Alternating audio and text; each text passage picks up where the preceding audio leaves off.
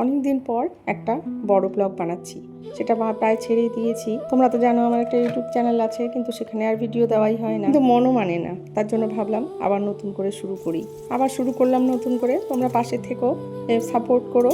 দিনটা হলো রবিবার, গতকাল ছিল যেটা রবিবারের দিনটা একটু লেটেই শুরু হয়, আমারও তাই যথারীতি শুরু হয়েছে। আর তোমরা তো জানোই যে জিনিয়ার শরীরটা ভালো না, অনেক দিন থেকেই ওর শরীর খারাপ, যদিও এখন অনেকটাই সুস্থ আছে, মনে হয় আস্তে আস্তে ঠিক হয়ে যাবে। তো ওকে ঘুম থেকে ওঠাতে এসেছি, কিন্তু উঠতেই চাইছে না।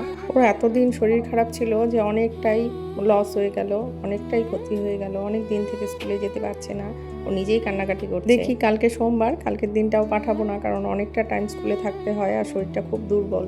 তাই ভাবছি মঙ্গলবার থেকে স্কুলে টিউশনগুলো সব বন্ধ হয়ে আছে আর কি, ওর নিজেরই ভালো লাগছে না ওর এখন। যাই হোক, ঠাকুরের অশেষ কৃপা যে মেয়ে আমার সুস্থ হয়ে উঠেছে, কারণ ওর যা অবস্থা হয়েছিল খুব ভয় পেয়ে গেছে। আমি ফুল তুলতে ছাদে চলে এসেছি, দেখো নীলকণ্ঠ ফুলের গাছ কতগুলো হয়েছে, কিন্তু একটাতেও ফুল হচ্ছে না। কেন হচ্ছে না বুঝতে পারছি না। তোমরা যদি জেনে থাকো তবে জানিও তো কি করলে ফুল হবে। কদিন থেকে একদমই ফুল ফুটছে না। এই নাকচম্পা গাছ দিয়েই মনে হয় যেন বেঁচে আছি। নাকচম্পা গাছে কিন্তু বর্ষাকালে প্রচুর ফুল। এই দেখো একটা জিনিস দেখাই, আমাদের পাশে ওই দেখা যাচ্ছে কিনা চূড়াটা, এটা হলো একটা দুর্গা মন্দির।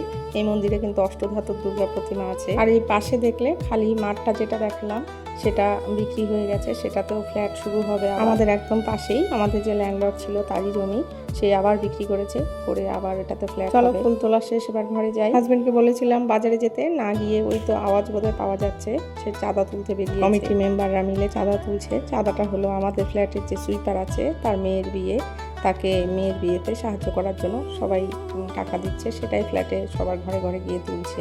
অনেক টাকাই হয়েছে, প্রায় 15,000 টাকা ওকে দেওয়া হবে। ঠাকুর ঘরের কাজ কমপ্লিট করে চলে এসেছি রান্নাঘরে, কারণ সকালে টিফিনটা তো বানাতে হবে। সব ঝুট ঝামেলায় আমার আর চিয়া সিডটা ভেজানোই হয়নি, তাই ভাবলাম চিয়া সিডটা ভিজিয়ে রেখে বাকি কাজগুলো করি, ততক্ষণে ভিজে যাবে, তারপর একটু খেয়ে নেব। প্রতিদিনের মতো সকালবেলা উঠে থেকেই রান্না বান্না এটা সেটা করতে করতে ওটাই অভ্যেস হয়ে গেছে আর কি। নিজের জন্য যে কিছু খেতে হবে, কিছু করতে হবে, সেটা মনেই। প্রতিদিনই প্রায় 9টার পর গিয়ে আমি কিছু খাই, কারণ সকালবেলা 6টা থেকে আমার একদম সময় থাকে না কিছু খাওয়ার মতো। ভেবেছিলাম উপমা বানাবো, কিন্তু গাজর টাজর কোনো সবজি নেই, তাই হাজবেন্ডকে বলেছিলাম আনতে, সে চলে গেছে বললাম না চাঁদা তুলতে, তাই দেরি হচ্ছে বলে এখন বানাচ্ছি চিড়ের পোলাও। প্রতিদিন সকালে টিফিনে কি বানাবো, বিকেলে টিফিনে কি বানাবো, এই এক মহা চিন্তা।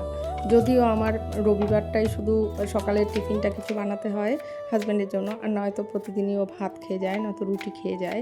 আর যেদিন ভাত খেয়ে যায় সেদিন রুটি টিফিনে নিয়ে যায়, আর যেদিন রুটি খেয়ে যায় সেদিন ভাত টিফিনে নিয়ে যায়।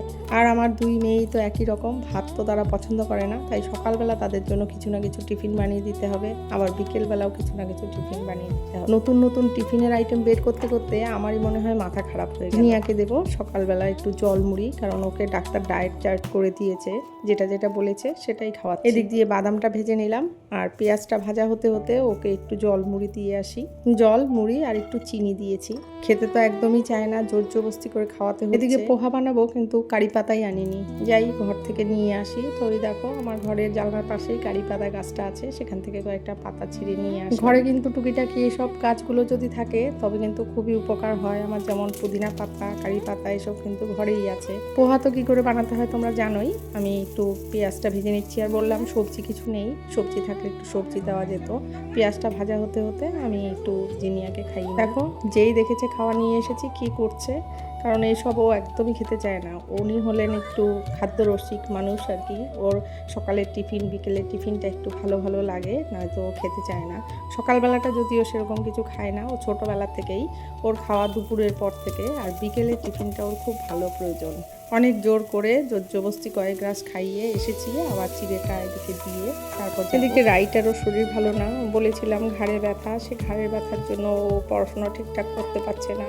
ঘুম থেকে উঠে থেকে চিন্তা, সকালে রান্না, দুপুরে রান্না, নানা রকম কাজ, তারপরে বাচ্চা কাচ্চার যদি শরীর খারাপ থাকে তারপর ওদের খাওয়া দাওয়া নিয়ে, ওদের শরীর নিয়ে এইসব চিন্তা করতে করতে আর ভিডিও বানানোর সময়ই হয় না, কিংবা ভিডিও একটা এডিট করে যে পোস্ট করব সেটার মানসিকতাও থাকে না।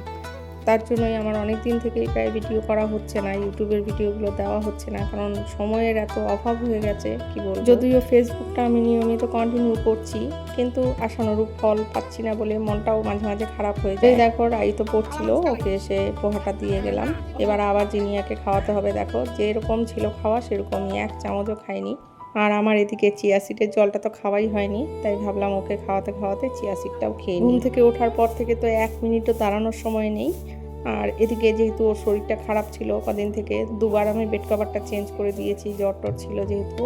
তো আজকে ভাবলাম একটু সুস্থ হয়েছে, আবার সব কিছু একটু চেঞ্জ করে আবার কেচে। শরীর অসুস্থ থাকলে সবসময়ই বেড কভার, জামা কাপড় এসব কিন্তু বারবার চেঞ্জ করতে হয়, তবে অনেকটাই ফ্রেশ লাগে এবং যার অসুস্থ সেও অনেকটা ফ্রেশ ফিল করে। তাই বেড কভার টেড কভার সব পেতে আবার বিছানাটা গুছিয়ে চলে যাব রান্নাঘরে। জিনিয়ার শরীরটা যেহেতু একটু ভালো হয়েছে তাই বলেছি বসে না থেকে এখন একটু পড়াশোনা করো, কারণ পরীক্ষা সামনে চলে এসছে, অনেক দিন মিস হয়ে গেল। তো ও পড়তে বসেছে। শরীরটা যেহেতু খুবই উইক, তার জন্য বেশিক্ষণ পড়াশোনা করতে পারছে না, একটু একটু পরে আবার শুয়ে থাকে। আর আমার কিছু কাজ আছে যেগুলো আমি ডেইলি করতে হয়, নয়তো আমার নিজের মনেই শান্তি পাই না। যেমন ড্রেসিং টেবিল মোছা, আলমারি মোছা, সমস্ত টিভি আর সমস্ত ফার্নিচারগুলো একটু মোছা, এটা আমার ডেইলি অল্প করে হলেও করতে হয়। তো মাঝে মাঝে আমি কলিন দিয়ে মুছি, আর মাঝে মাঝে এমনি ডাস্টার দিয়ে মুছে নিই, কারণ আমাদের ফ্ল্যাটে কিন্তু অতটা ধুলোবালি আসে না, কারণ মেইন রোডের ওপরে না। তবুও কিছু কিছু ধুলো থাকেই। আর এই দেখো, মেয়েরা তো আর কি যে যেখানে বসবে যেটা নিয়ে সেটা সেখানে ফেলে রাখবে, এইগুলো গোছাতে গোছাতেও আমার ঘন্টাখানেক সময় চলে যায়। আর আমার অভ্যেস হলো জায়গার জিনিস জায়গায় না থাকলে আমার একদম মাথা গরম হয়ে যায়। তার জন্য সব কিছু গুছিয়ে সব কমপ্লিট করে তারপর হলো রান্না করতে। এটা হলো আমার রবিবারের শিডিউল। অন্যান্য দিন সবার আগে রান্না করি, তারপর বাদ বাকি কাজ করি। কদিন থেকে দেখছি গাছগুলো কেমন একটু শুকনো শুকনো হয়ে গেছে, তাই ভাবলাম একটু গাছগুলোতে জল স্প্রে করে দিই। আর রাইকে তো দেখলে ওর হলো গলায় আমার যে বেল্ট ছিল, এই গলার বেল্টটা হলো আমার যেহেতু ভার্টিগো আছে, তার জন্য আমার মাঝে মাঝে মাথা ঘোরে, তার জন্য এই বেল্টটা দিয়েছে। তো এটা পরে আমাকে কাজ করতে হয় অনেক সময়, সেটাই ওর গলায় লাগিয়ে দিয়েছি, কারণ ওর ঘাড়ে প্রচন্ড ব্যথা। এখন একটু ওষুধ খেয়ে কিছুটা ঠিক হয়েছে। চলো আজকে তোমাদের সাথে একটা নতুন রেসিপি শেয়ার করি। দেখো, কাঁকরোলগুলোকে গোল গোল করে কেটে নিয়েছি, নিয়ে এটা শুধু তেলে নুন হলুদ মেখে তেলের মধ্যে হালকা করে ভেজে নেব। এই রেসিপিটা আমি শ্বশুরবাড়িতে এসে আমার শাশুড়ির কাছে শিখেছি। এদিক দিয়ে রায়ের জন্য করছি অল্প চিকেন, যেটা জিনিয়া খেতে পারবে না, তাই আমাদের জন্য আর করলাম না, ও খাবে না, আমরা তো রায়ের শরীরটা ভালো না বলে ওর জন্য একটু চিকেন করছি, আর জিনিয়ার জন্য করছি খিচুড়ি। প্রেসার কুকারে খিচুড়ি বসিয়েছি, ওর আজকের ডায়েটে ছিল খিচুড়ি। কাঁকরোলগুলো হালকা করে ভেজে তুলে নিচ্ছি। এই রেসিপিটা আমি এসে শাশুড়ির কাছে শিখেছি। আমার শ্বশুরবাড়ি হলো নোয়াখালী ডিস্ট্রিক্টে, তার জন্য ওদের হলো খুব নারকেলটা খুব বেশি পরিমাণে ওরা খায়। তো দেখো, এটা কিন্তু কোনো মশলার প্রয়োজন হয় না। ভেজে নিয়ে কাঁকরোলটা ভেজে নিয়ে একটু তেল দিয়ে তাতে কাঁচা লঙ্কা আর পাঁচ ফোড়ন দিয়ে তারপর কাঁকরোলগুলো দিয়ে তার মধ্যে দিয়ে দিলাম একটু নারকেলের দুধ। এই নারকেলের দুধটা দিয়েই এটা ফুটিয়ে সেদ্ধ করে একদম মাখা মাখা যখন হবে তখন নামিয়ে নিতে হবে। খেতে কিন্তু দুর্দান্ত, একদমই ইজি একটা রেসিপি। এতটা ভালো হয় খেতে আমি জানতাম না, যখন ফার্স্ট টাইম শাশুড়ি মা খাইয়েছিল তখন খুব ভালো লেগেছিল, তাই ভাবলাম তোমাদের সাথেও একটু শেয়ার করি। আজকের ব্লগটা এই পর্যন্তই। তো তোমাদের কেমন লাগলো অবশ্যই কমেন্টস করে জানিও। আবার দেখা হচ্ছে পরবর্তী ব্লগে।